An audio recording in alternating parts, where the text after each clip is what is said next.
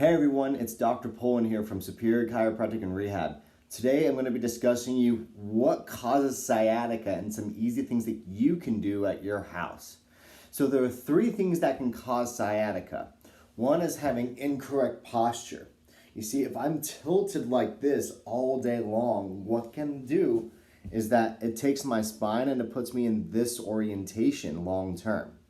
Now, whenever I'm like this, my nerves here that exit out of my spine, they like to have a lot of room. They like to be able to wiggle around, do their own thing. But if I'm in this orientation all day long, what happens is that this nerve here doesn't really have a whole lot of wiggle room. It can't really move at all, and it can get compressed in between these bones here. The medical term for this is called stenosis, and this can cause a lot of irritation, numbness and tingling going down that leg, all the way to the foot or maybe even into the knee itself. Now, another reason why you could be getting sciatica is something called a bulging disc. A bulging disc is when you have this disc here, it pushes out to one side like that. When it pushes out to one side like this, what happens is that it can compress a nerve.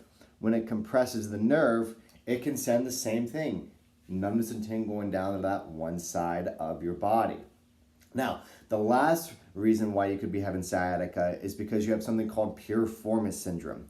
Piriformis syndrome is when a muscle in your backside of your glute area is really, really tight. And in about 10% of all cases, you'll have that nerve actually pierce that muscle, which naturally happens. And then when you get that tight muscle, it squeezes that nerve and then it sends a signal down into your leg with the numbness, the pain, the tingling, etc. Now, what we do here at Superior Chiropractic and Rehab is that we do an in-depth evaluation and then we figure out a good approach to it. So how we help you out is doing some posture correction exercises. So what we'll always tell folks to do is we're going to have you start squatting and deadlifting again slowly through the progressions, and then I'm also going to want you to do some extensions in your back. So putting your hands on your side, extending as far back as you can, and then relaxing, extending as far back as you can, and relaxing.